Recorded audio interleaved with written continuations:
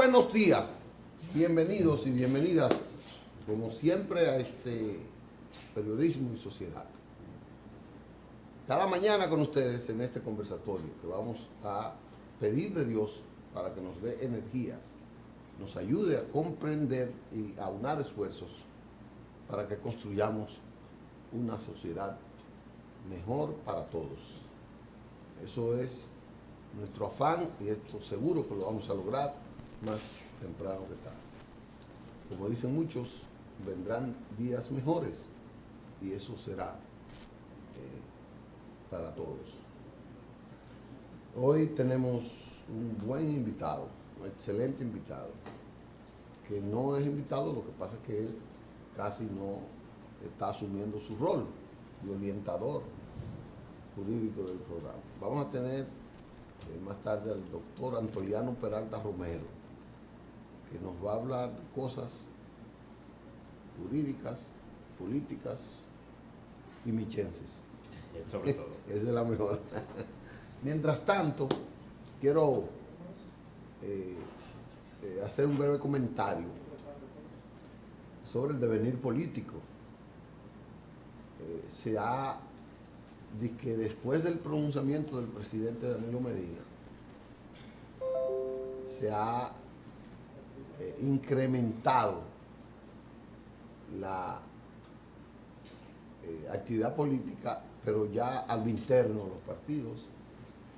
Me dicen que ha crecido la ebullición que siempre que había y lo único que ahora es más táctico.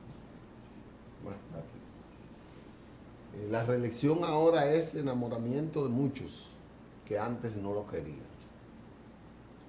Y así es la vida política, porque son problemas tácticos, son problemas estratégicos. Cada quien quiere condicionarse para llegar al gobierno como pueda. El fin es llegar al gobierno. Y resulta que ahora, por ejemplo, Quique, que pedía respeto a la Constitución, que no se tocara, y que puso a Botello, Pedro Botello, que hasta golpe se daba para que no se reformara la Constitución. Al otro día de hablar Danilo, habló eso. Hipólito, que dijo que no reelección, aunque nunca dijo que no se tocara, pero ahora propone que se reforme y pone varios puntos en esa parte. Hay gente que está diciendo que lo de Quique y lo del Partido Reformista viene por una intención de acercamiento entre Leonel Fernández y Danilo, que eso es como una flexibilización de la posición de Danilo. Ya yo escuché a varios, ayer escuché a un diputado que me reservo el nombre, radical contra la reforma hace un mes. Me dice, bueno, si por la unidad del partido eso tiene que hacerse, como ya Danilo no puede ser candidato en el 2020, que lo pongamos hasta el 2024, eso no tiene, lo que no se podía era la reelección. Oye, antes era que había que curar la Constitución, que había que respetarla y que había que protegerla. Ahora no, ahora es que en aras de la unidad del partido, ahora hay que ponerlo así. Y yo le dije, la verdad que ustedes son descarados todos los partidos en esa parte.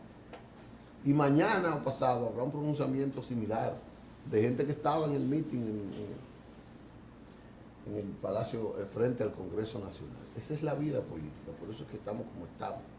Por eso es como dice el merengue aquel de Milton Pelayo.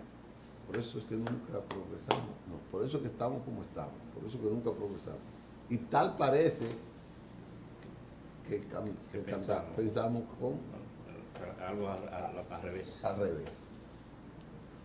Pero así es la cosa. Leonel Fernández ahora, ayer anoche hizo una reunión con su equipo estratégico y decidió apoyar a todos los candidatos que presente Danilo al Comité Central. Porque se está rumorando que los de Danilo no lo apoyen a él. Y si no lo apoyan a él, él se queda fuera. Entonces anoche lanzaron la estrategia de que todos los candidatos que presente Danilo serán apoyados por el leonelismo. Y eso es bueno, porque así no solo irá Leonel, iría a todos. Lo único que está un poco es difícil qué jugada Danilo tenga que no se sabe cuál es en esa parte. Pero yo sí creo, ya, sí, eso sí. Al doctor Leonel Fernández tenemos que salir otra vez con la latita por las esquinas, como antes, a pedir. Él va a hacer una rifa y tenemos que ayudarlo para que él pueda costear su campaña, porque no tiene. Hay que hacer una rifa y hay que salir otra vez con la latita, porque recuerden que él dijo en un programa con María Cela que él no tenía dinero y que él viajaba con la ayuda de los amigos. El pobre Leonel, pobre expresidente, lo de la pensión no le da para él viajar y cosas y hacer campaña. Entonces hay que hacer una rifa. Ya la programaron, ya la anunciaron y todo. Y ayudemos a Leonel a que consiga algunos chelitos, porque necesita esos chelitos. La campaña política es muy cara y él no acumuló dinero, él no ha acumulado dinero y él viene de la pobreza de Villajuana, en esa parte. El PRM está ahora en una encrucijada. Ya ustedes vieron la postura de Hipólito, lanzó su propuesta de modificar la Constitución, no dice cuándo, pero que habilite a Danilo y que pues, se baje la juventud a 21 años, cosa que yo veo bien, para que los jóvenes se interesen por la política, pero que se fajen desde jóvenes, que se fajen a hacer política en los partidos. Que la justicia sea independiente, que el procurador sea sacado, porque no es que el procurador esté ahí en el consejo, solo lo que hace daño. Es que estando en el consejo, él puede decidir por jueces. Ahí lo pusieron de que porque era para que evalúe. Mentira, era para tener un voto más, que Leonel lo puso ahí. Para tener un voto más, porque como Leonel creía que el PLD iba a gobernar 40 años, siempre el presidente del PLD iba a tener ese voto. Pero ahora resulta que es que el procurador también incide en cuáles jueces va a sacar. Ya miren lo que hizo con Miriam. Creen que hizo una revolución con Miriam Germán.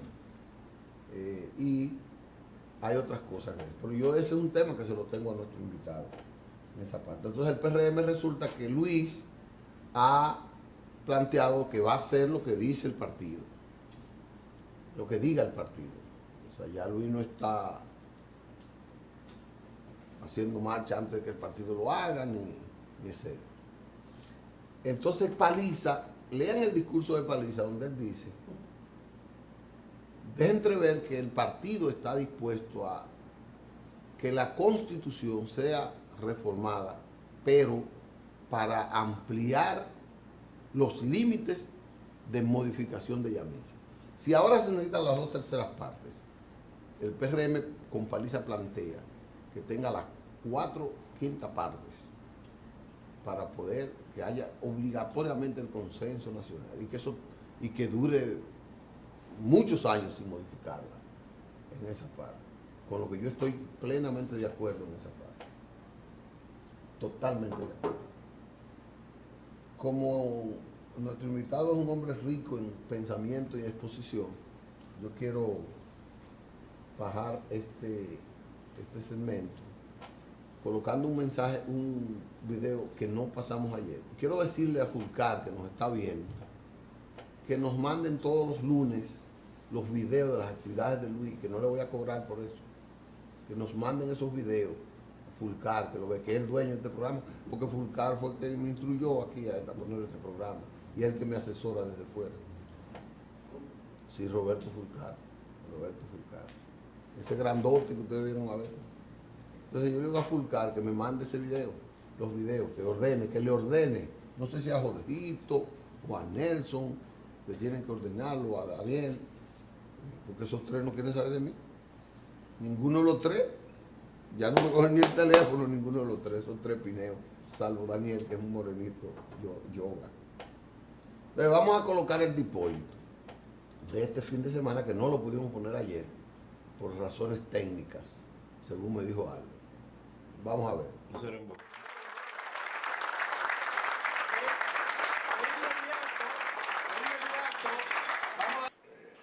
mí siempre ha estado despejado el caso de reelección. Hay gente que le encanta tenerle miedo a todo. A mí nunca me asustó eso, ni me asusta. Pero hay gente que jugó con eso. El que jugó con eso se equivocó, tiró mal. Pero bueno, ya eso está despejado en ese campo. Yo lo había dicho públicamente, que eso era, en mi caso, un suicidio, o en cualquier caso un suicidio, pero definitivamente ya eso no es así. Ahora vendrán otras actividades en las cuales estaremos presentes. Pero independientemente a eso, lo que hay que hacer fue lo que ustedes hicieron ahora, que es un trabajo duro, ese trabajo de las inscripciones, solamente que no tenga un concepto claro de lo que es votar cerrado, como dicen los teóricos. No sabe lo que es eso, y promover en un momento de apatía y de indiferencia, incorporar a la gente al trabajo político en medio de esta crisis económica que todos la conocen. Entonces, eso tiene un valor extraordinario en lo que ustedes han hecho. Y yo estoy decidido a caminar con ustedes y llevar de nuevo a este PRM al Palacio Nacional. Estoy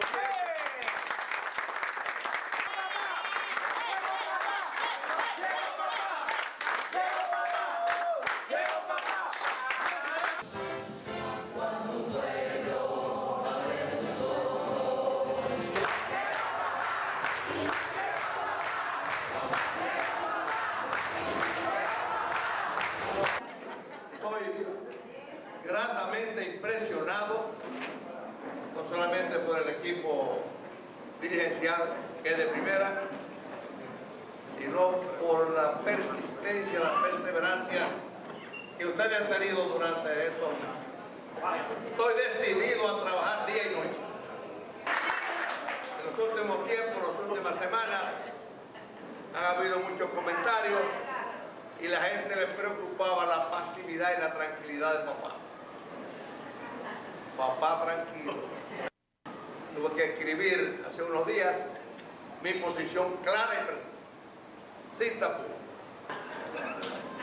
Sí, porque hay que aprovechar ahora para modificar algunas cosas. Es muy difícil hacer unas elecciones para los alcaldes y los presidentes en 3 meses.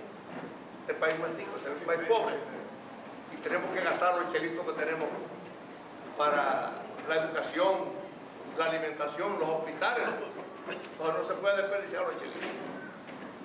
Por eso estamos convencidos que el trabajo es arduo. Ustedes tienen la organización y lo más importante es lo que le digo a César. El horno no está para que ella tire. Pero con el trabajo, la dedicación y la honradez de cada uno de nosotros, llegaremos al Palacio Nacional. Yo conozco, yo sé cómo se llega al Palacio. Yo soy incapaz de ponerme a estar diciendo que yo cuando, a mí no me gusta eso. Yo nunca me he llevado de que la percepción me derrota. A mí nunca me ha derrotado la percepción. Durante toda la vida siempre tengo 84, no me importa. Lo importante es cuando se pone la recta final. La parte más importante es crear la mística, el compromiso de ir ese día.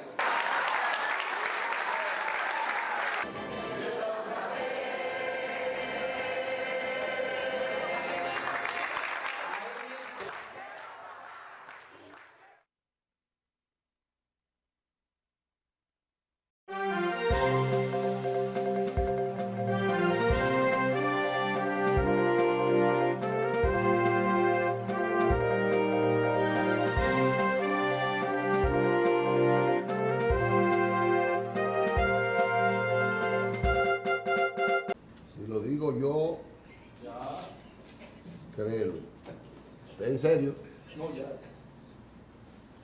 Y amable también. Amable no podía entrar. Ya le levantaron. Sí, creo que se la levantaron. Y a Reinaldo si se enferma, que no se enferme, y Porto se la levanta. Mira, y está subiendo.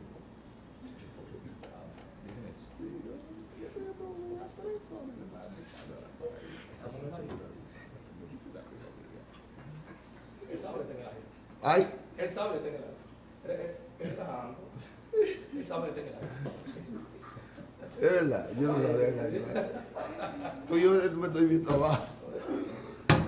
No es que estas visas quitadas a cualquier emoción. Entonces ese hombre con tanto poder que tenga que durar 3 horas en una embajada porque no puede entrar a Estados Unidos. ¿Te imaginas? Es así, es cierto. Así le pasó. Eso no se ha hecho público. No. Y muchas no se han hecho.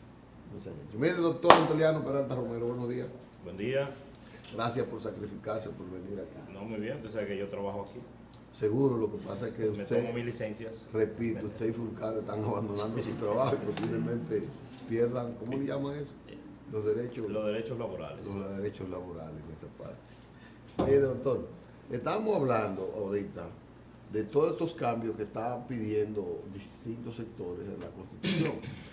Aunque tratemos otros temas, yo sí quiero que usted me dé luz sobre las ventajas, sobre la participación del Procurador General de la República en términos de formar el equipo que escoge los jueces, toda vez que yo creo, él tiene que luchar por elaborar expedientes, fundamentarlos para convencer a los jueces con la calidad de los expedientes, de las pruebas.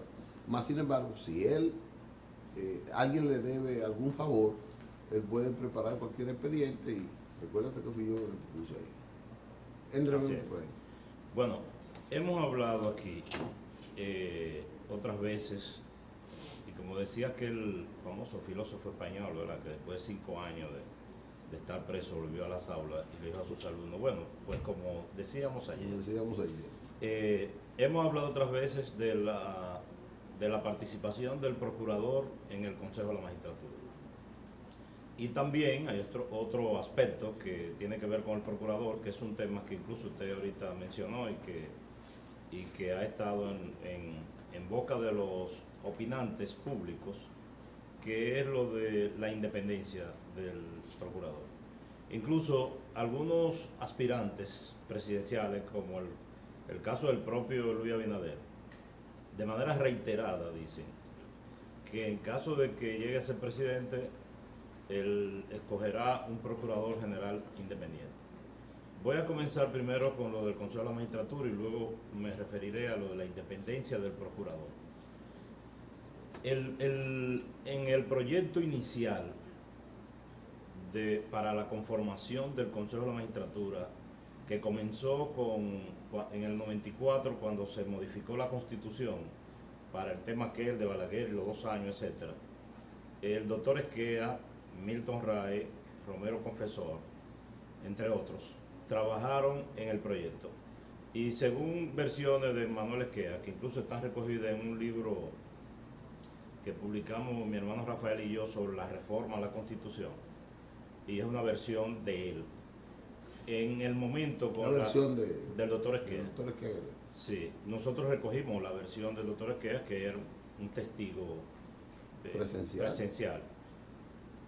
Con la rapidez con que se estaba haciendo eso, él sugirió que, bueno, que ya que se iba a modificar la Constitución, que se incluyera un proyecto que ellos tenían en el gobierno de Jorge Blanco y que estaba archivado en el Palacio para modificar la Constitución, donde se creaba el Consejo de la Magistratura, la doble nacionalidad y otros... ¿Desde cuando Jorge Blanco? Sí, desde cuando Jorge Blanco. Es una idea que trajeron quizás Jorge Blanco y Emmanuel, que estudiaron en Europa, y supongo yo que en algún lugar lo vieron o lo leyeron. El tema es que esa modificación constitucional nunca se llegó a producir y se introdujo en la del 94. El proyecto inicial contemplaba la participación... ¿Estás revelando algo que no se conocía? Sí. Inédito. Bueno, en la puesta en circulación de este libro nuestro sobre la reforma a la Constitución, a las 3 penúltimas reformas, antes de la del 15, en la puesta en circulación, en un panel que se hizo, el doctor es que habló de eso y está en el libro. Pero en ese proyecto inicial estaba la participación del procurador y no se incluyó en la aprobación de la reforma. O sea, en el proyecto estaba, pero en la reforma no quedó. Y fue bueno que no quedara, porque usted mismo lo acaba de decir, el procurador es como el jefe de los fiscales del Ministerio Público. Y los fiscales, es decir, el Ministerio Público, tienen la misión de llevar acusaciones ante los jueces. Cuando un procurador o un fiscal, que es lo mismo, lleva una acusación contra un ciudadano ante un juez, estamos diciendo que el ciudadano y el fiscal son dos partes. El Estado versus Licho Mato. Entonces, usted está litigando, está peleando con un personaje que fue quien designó al juez que lo va a juzgar. Correcto. Es una desventaja, ¿verdad? ¿Seguro? O sea, por ejemplo, en este proceso sonado del caso de Brecht, no todos conocemos el caso de que la magistrada Miriam Germán, en su resumen, en su motivación de una decisión que ella tomó, ella dijo que ese expediente, que la prueba era insuficiente, etcétera, etcétera. Todo, es una historia que todos lo conocemos. ¿Qué hizo el procurador? Tú no estás de acuerdo con mi acusación, con mi expediente. Pues entonces yo te quito. Le creó un expediente o La desacreditó la primero. desacreditó públicamente y votó en contra además. Independientemente de que no hubiese armado ese expediente, de que sea cierto o no sea, olvidémoslo de eso, votó en contra. El hecho mismo de que él tenga un voto para escoger o no a un juez, ya eso es una aberración jurídica. Inclusive afectó la independencia que pudiera tener la propia jueza, Claro que sí. porque él la sancionó porque supuestamente no le votaba a favor de los proyectos que él sometía. Así es. Hoy esta mañana temprano alguien que decía algo muy simpático con respecto a ese tema. Dijo, una persona en un medio de comunicación dijo, ocurrió que gente que se ve en videos con gorras moradas pasaron a tener el birrete con la borla morada de la Suprema Corte. Y continuidad. Así es. Entonces, eso por un lado. Ahora bien, definitivamente la opinión nuestra es que el procurador, por las razones que hemos expuesto y por muchísimas más, no debe ser miembro del Consejo de la Magistratura. Entre las otras más está que es un voto del Poder Ejecutivo. El presidente de la República tiene un voto calificado, un voto de calidad que puede decidir frente a un empate. Sí, porque tiene dos. Entonces vale por dos, frente a un empate valdría por dos, pero además tiene un subalterno suyo que está a su lado, que vota también y que difícilmente vota en contra de lo nunca votará en contra de lo que su jefe diga. O sea, son 3 votos que tiene el presidente. Así es. Aparte de lo que tiene sobre ¿cómo se llama? La jerarquía política de su partido, que son, por ejemplo, los senadores y diputados. Sí, eso es una influencia indirecta, pero en este caso es su propio voto que es calificado más el voto Directo. del procurador. De manera que los que han planteado que en alguna eventual reforma se elimine al procurador como miembro del Consejo de la Magistratura están en lo correcto y nosotros hemos hablado de eso.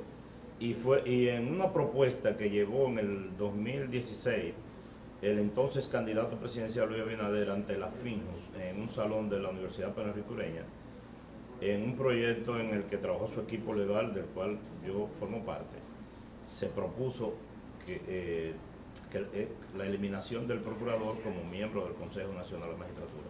Creo que es un elemento que muy poca gente de los que hablan de estos temas tiene opinión contraria.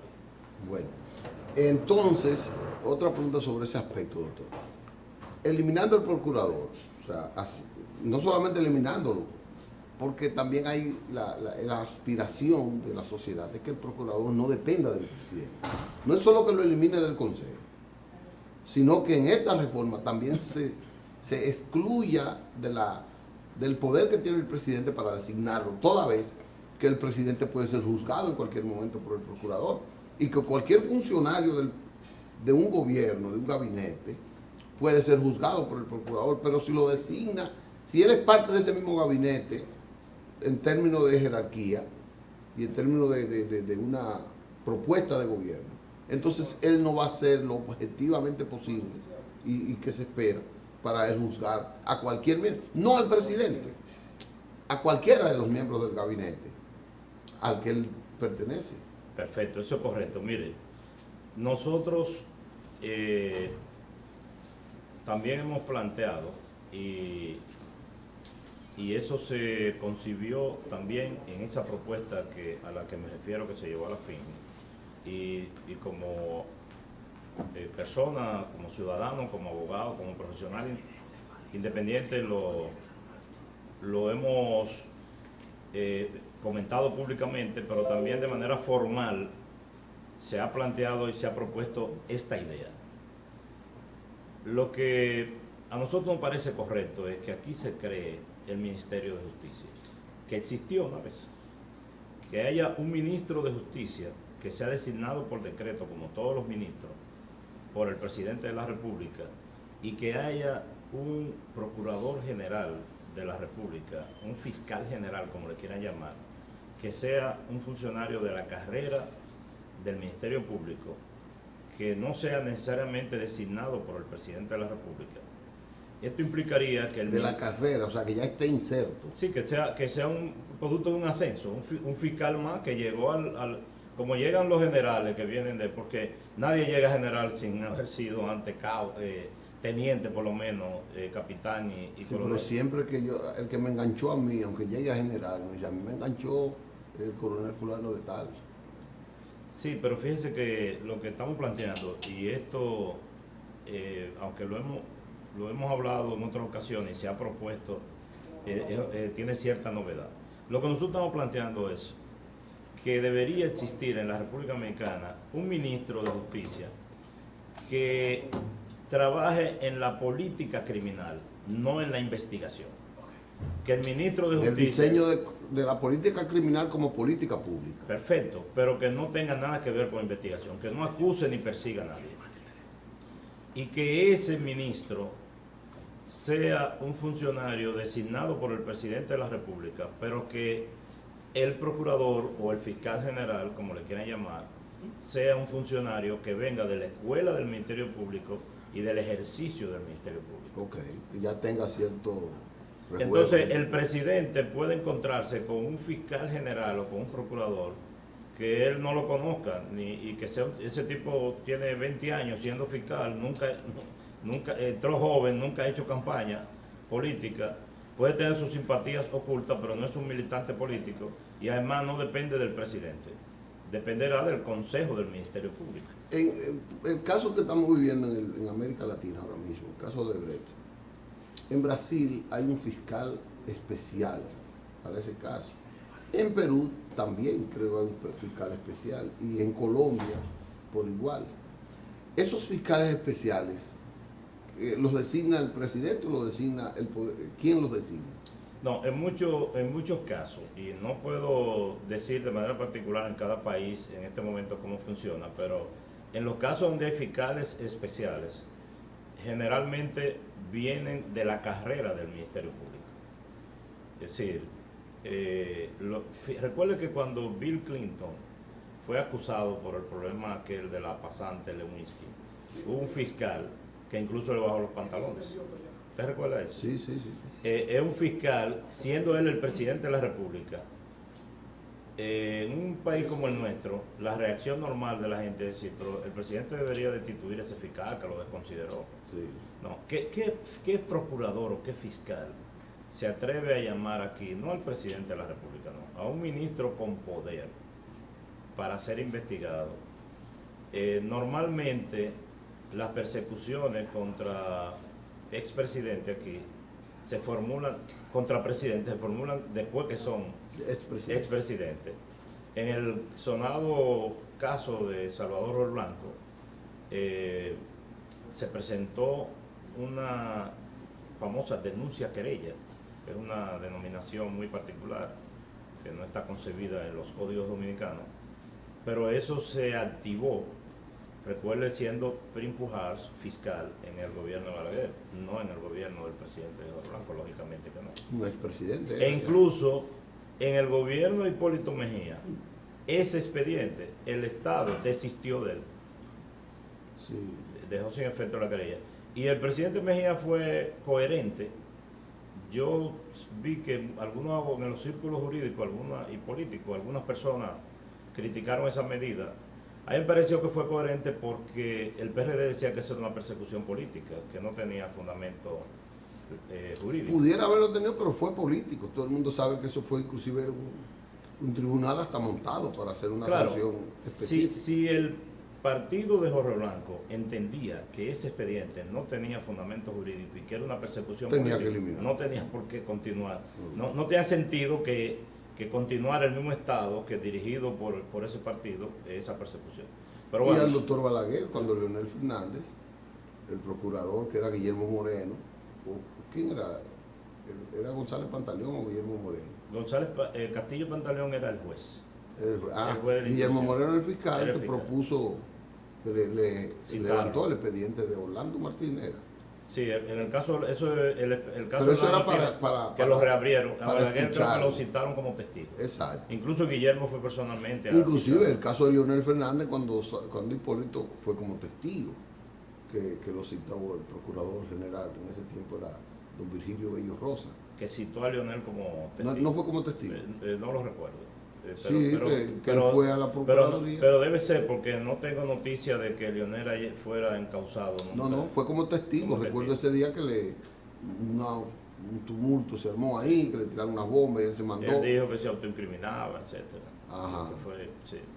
Pero en definitiva, lo ideal sería que el fiscal, que es quien investiga y acusa, sea un funcionario que no dependa directamente del presidente. Y pudiera pasar que escojamos el procurador, que sería como es el máximo jerarca del Ministerio Público, y los demás miembros del Ministerio Público de menor jerarquía, eso también pudiera ser independiente.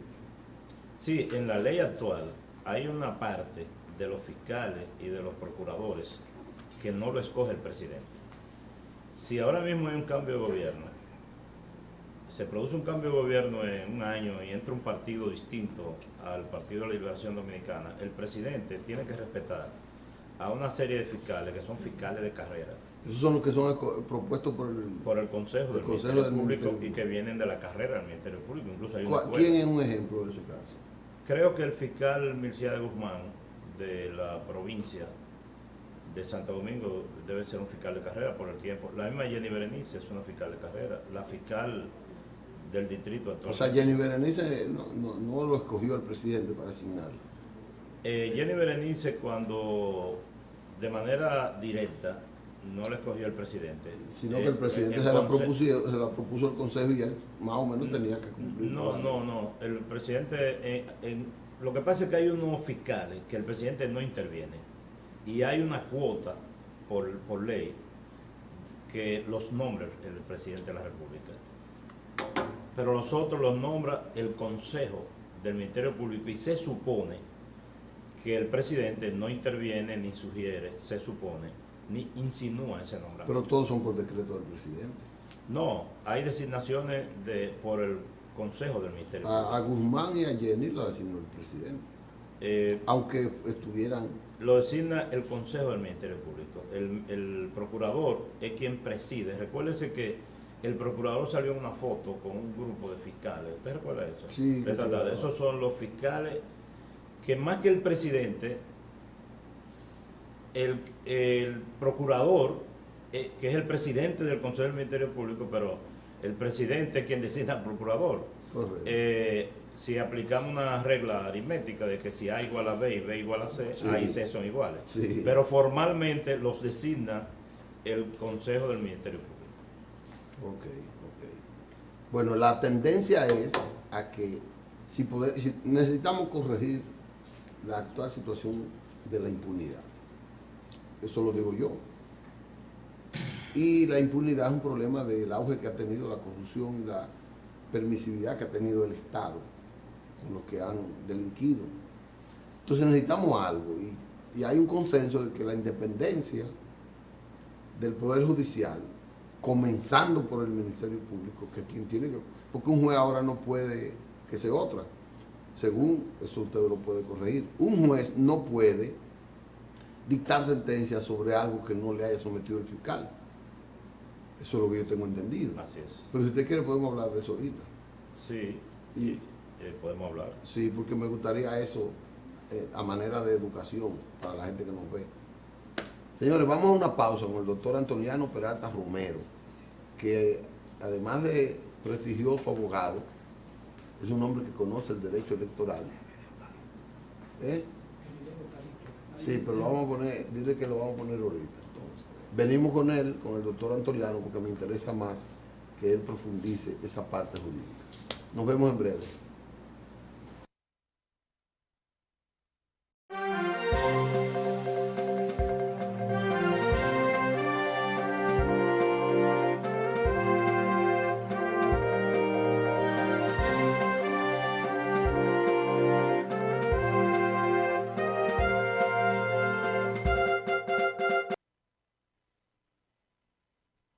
No podemos permitir que, disfrazados de alternancia y defensa de la Constitución, la otra facción del PLDismo, que vulneró en diferentes momentos los principios constitucionales y sus instituciones, pretenda convertirse ahora en un referente legítimo de voto para las elecciones de mayo del 2020.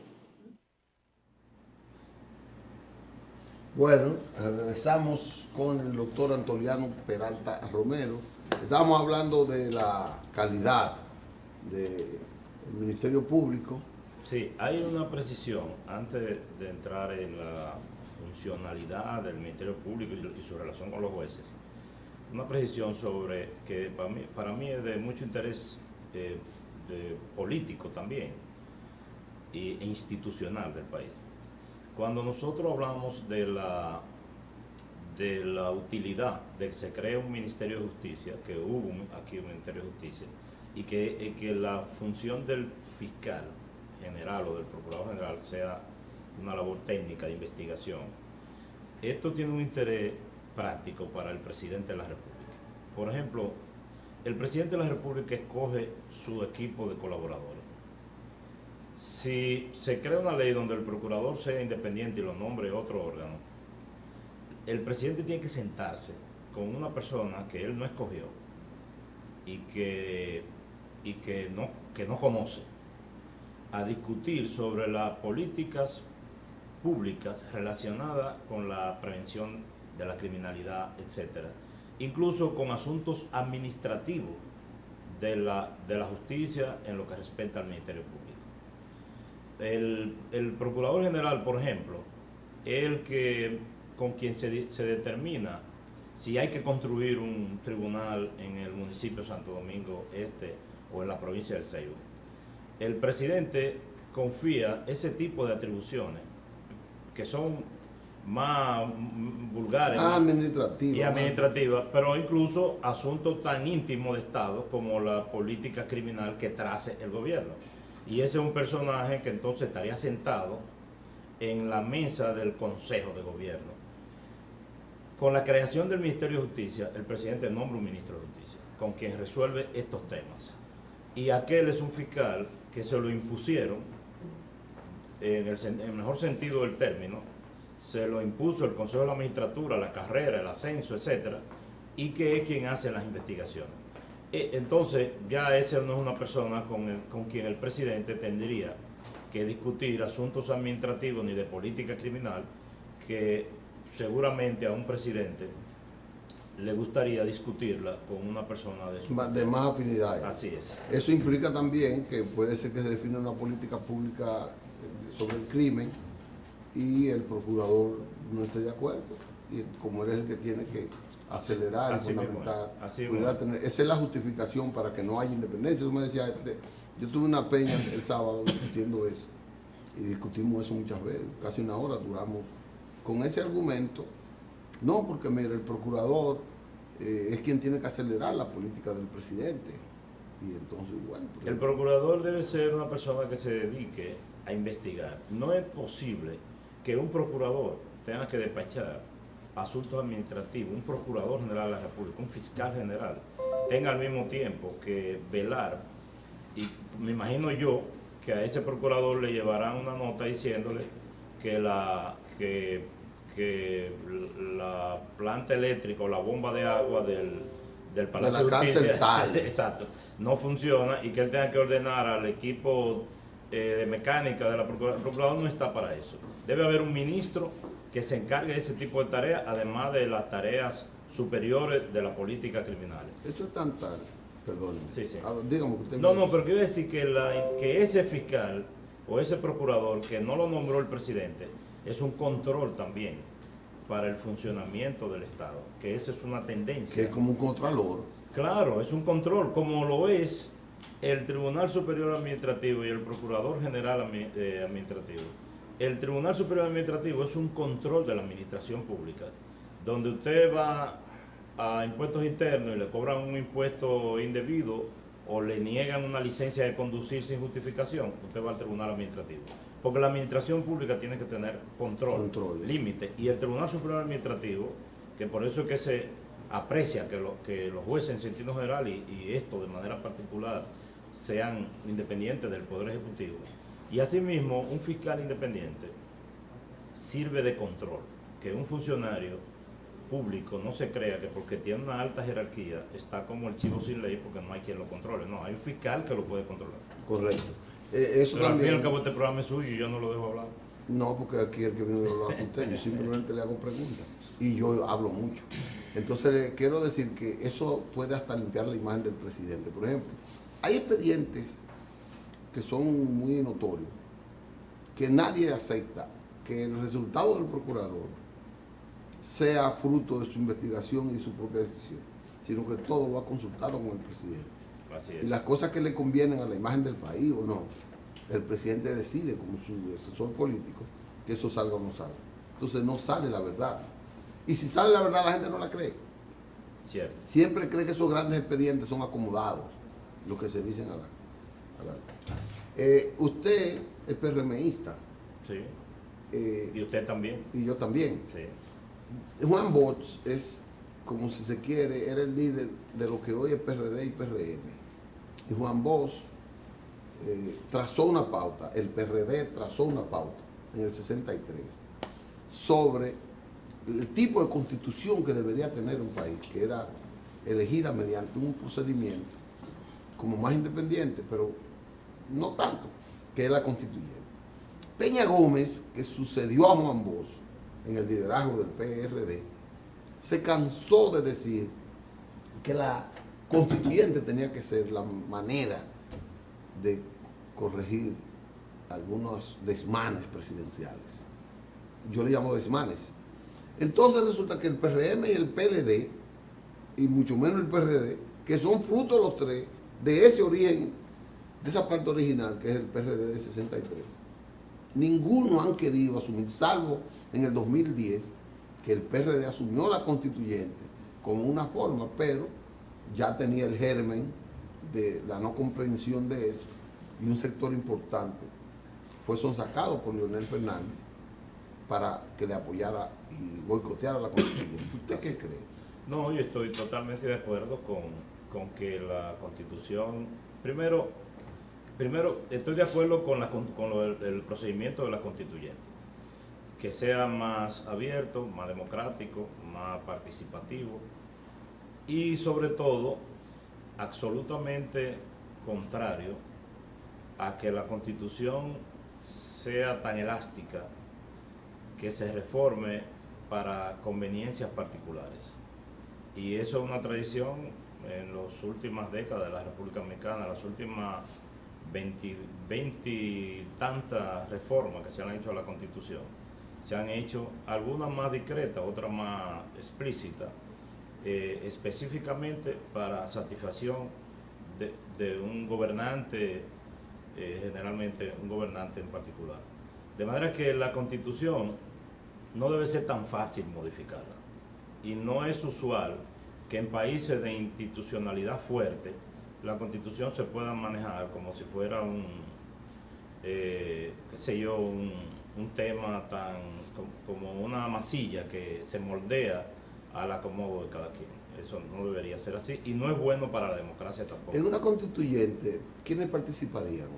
Los constituyentes se eligen. ¿Se eligen como independientes? Sí, se eligen. que no son necesariamente los legisladores. Los legisladores para eso, solamente se eligen para la reforma constitucional. Exactamente, así es. Y eso pudiera mantenerse o ser variado de cierto tiempo. Sí, se crearían las normas previas para la elección de los legisladores constituyentes. Pero eso tiene que ser para presidentes que no sean tan ambiciosos. Sí, es lo que decía ahorita, los gobernantes no les gustan crearse límites ellos mismos. Y por tanto, hay muchas cosas que uno dice, pero si esto es bueno, ¿por qué no lo hacen? Bueno, porque piensan que en un momento dado eso se puede revertir contra los mismos políticos, que lamentablemente en la República Dominicana, tradicionalmente, los políticos circulan poco, o sea, se reciclan mucho. Correcto. Mira, doctor, no se renuevan. Se nos está yendo el tiempo. Aquí el tiempo se va rápido. Sí, porque dan buena calidad de los invitados. Gracias. Y sobre todo como usted. El caso de Brecht comienza ahí el día 12. El día 12. Sí, el día 12, el caso de Brecht comenzó. Porque... No, se va a juicio de fondo. Sí, va a juicio de fondo, pero ayer precisamente la Suprema Corte de Justicia se rechazó unos incidentes que se les someten de manera administrativa y el presidente de la Suprema falló en ese sentido, rechazando incidentes que son, digamos, poco rutina en el proceso. Pero el caso de Brecht tiene dos asuntos. La apelación del auto de apertura a juicio. Dice el procurador que eso es inapelable. Es interesante que el procurador diga eso porque, y que usted lo plantea ahora para en una línea general apuntar eso y después tal vez podamos profundizar más. Cuando en un proceso ordinario, cuando el juez de la instrucción, que fue la función que hizo el juez Ortega Polanco, cuando el juez de la instrucción conoce una audiencia preliminar, ¿verdad?, que es como la audiencia previa para decidir quiénes van a juicio de fondo y quiénes no. Si da un auto de no al lugar en favor del imputado, eso es apelable, dice el código. Lo puede apelar la fiscalía. Si da un auto de apertura a juicio, o sea, lo mandó a un juicio de fondo, olvidemos el caso de Eso quiere decir que encontró evidencia de que puede ser discutida en el tribunal. Sí, que vio que las pruebas eran suficientemente consistentes como para que pudiera haber un juicio de fondo. Y que en ese juicio de fondo después se demostró que no, pero ahora bien, en principio, el auto de apertura a juicio no es susceptible de ser recurrido en apelación, que es lo que dice el procurador. Pero la Suprema Corte de Justicia de la República Dominicana ha interpretado y ha dado reiteradas decisiones diciendo eso que dice el código es así, salvo que se hayan violado derechos constitucionales, como en la especie. Si ustedes demuestran, nosotros hemos alegado en el juicio de la audiencia preliminar que se violaron derechos que son derechos fundamentales. Derechos fundamentales. Entonces la Suprema dice, no, espérate, los derechos constitucionales siempre hay que conocerlos, siempre hay que juzgarlos. Si se probara, si se confirmara que hay violación a los derechos, eso volvería entonces ante otro juez. No, la Suprema Corte de Justicia puede anular ese auto de apertura a juicio y terminó el proceso. Y se cayó todo. Y así es. ¿Cómo? Sí, porque para eso se apela. Es decir, estamos apelando para que la Suprema declare la nulidad de ese auto de apertura a juicio. Esa opinión que dice el procurador, esa es en principio es cierto, es decir, esa es la opinión ordinaria. Sí. Usted va al Palacio de Justicia y usted tiene un muchacho que le dio una puñalada a otro y le dieron un auto de apertura a juicio. Y seguro el abogado va a decir, mira, eso no es apelable. Correcto. Ahora, si hay implicado la violación de derechos fundamentales, como usted dijo, derecho de carácter constitucional, entonces la Suprema ha reconocido que eso hay que discutirlo de nuevo. Contra, doctor, ¿por qué usted no vota? ¿Por qué no viene con más frecuencia? No, bueno, vamos a ver. Hay mucha gente ahí que se siente bien con usted. Eso tiene que ser amigos míos. No, son gente que usan los programas para educarse, para instruirse. Sí, lo que pasa es que yo al fin y al cabo lo que soy es maestro de escuela. Bueno, gracias al doctor Antoliano Peralta Romero. Ya les dije ayer que iba a ser un buen programa porque iba a ser educativo y jurídicamente asimilado por la sociedad, porque como él es maestro de escuela, él habla con un lenguaje llano y todos los entendemos. Así que gracias, doctor, por eso. Muchísimas gracias a usted. Mañana nos volveremos a ver con otra cátedra, pero de otra área, con un hombre que habla ya, Julio Caminero, de la economía. Así que nos veremos mañana, si Dios quiere.